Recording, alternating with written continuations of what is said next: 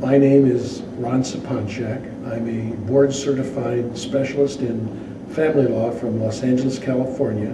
Well, I was a scorch and burn divorce lawyer for 25 years. I graduated from USC Law School. I was started my practice at a very large personal injury defense firm, Sprague Gould & Bowers on Wilshire Boulevard, then one of the most highly esteemed defense firms in LA. And after a short period of time, I was bored stiff and also tired of spending all my time on the freeways. I was living in the valley and spending half a day on the freeways morning and evenings. So I decided I wanted to open up an office in Van Nuys. What came through the door was family law. And after a few years, I found out that I was going to be a family law lawyer. But in those days, we just had 2 commissioners hearing family law matters, no judges, and they were backed up 18 to 24 months for trial dates.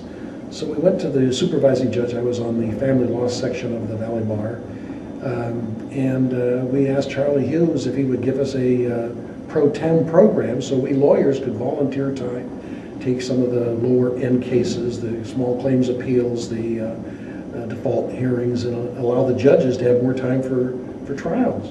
And I'll never forget, Judge Hughes sat back in his chair. He said, "Well, I'm not going to do that, but I'll tell you what I'll do. I'll let you have a mediation program." Now, I was graduated from USC, decent law school. I was president of my class. I studied hard, and I looked at him and I said, "What's that?"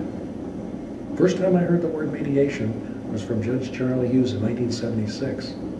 So he explained what it was, and so we set up a program that was so successful in Van Nuys. A commissioner in Santa Monica copied the program, started doing it in Santa Monica. Central heard about it. There's about 14 family law departments in the 44 LA County courthouses, and it's now a countywide program that all stems from that initial effort.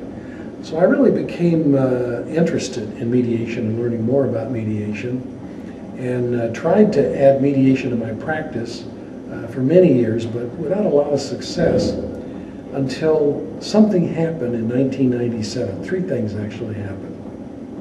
First of all, there was a program on unbundled legal services. The California State Bar offered a special program in their annual convention talking about family law lawyers needing to be more accessible, more available, unbundle their services, allow the client to choose whether they're going to do just negotiation or legal research or discovery. So I thought, well, that sounds interesting. I'm an early adapter. So I went ahead and signed up for this unbundled idea that I would try to make myself more available, more affordable, more accessible. And the next month, there was a conference in Santa Fe put on by, of all people, a group that called themselves the International Alliance of Holistic Lawyers. I'd never heard of such a thing. Here we are sitting in this hotel room, only the lights are low, we're sitting on pillows, they've got candles lit, and they bring in a shaman from one of the pueblos, and he burns some sage and plays a flute. And then we went around in a circle and everybody said who they were, why they had come, and what they were there about. So what they wanted to get out of the weekend. And one lawyer spoke up from Minneapolis, Minnesota, named Stu Webb.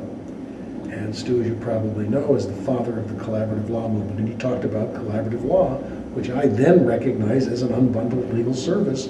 Lawyers allowing the parties to retain the right of litigation and taking it away from the lawyers, with the lawyers signing a stipulated disqualification. Well, that blew my mind. What a wonderful suggestion. Actually, it came about because Steve Erickson, a friend of Stu's, had gone to London and discovered that in England they have a bifurcated representation program in which barristers go to court but can't solicit clients. Solicitors hold offices, advertise, solicit clients, but can't go to court. So the solicitors had developed this very effective method of settling cases. They'd taken mediation to a new model following, guess what? Techniques developed by the Harvard Program on Negotiation, interest-based bargaining, principled negotiation. So I became familiar at that point with new approaches and new ideas, and now collaborative law. So these pieces were all kind of in place, and I struggled with collaboration. Came back to Los Angeles trying to start the collaborative law movement in LA County, met with huge resistance, tremendous opposition. Lawyers thought I was nuts, told me I was crazy. One lawyer, a highly respected fellow of the American Academy of Matrimonial Lawyers, Ron, how will you make any money doing that? And but I really believed in it, and in the process of sharpening my mediation skills at the Pepperdine University Law School, the Strauss Institute for Dispute Resolution, I met Erica Ariel Fox, who came out in '05 and did a one-day workshop with Ken Gloak. And Ken had been a fellow that I knew and admired and respected for years, but Erica brought something new, something different, something that I hadn't heard before.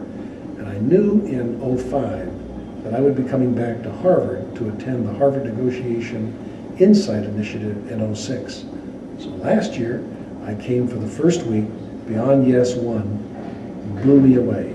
I realized that I was truly sitting on the cutting edge of what's happening in dispute resolution, conflict management, and got so excited I could hardly stand it.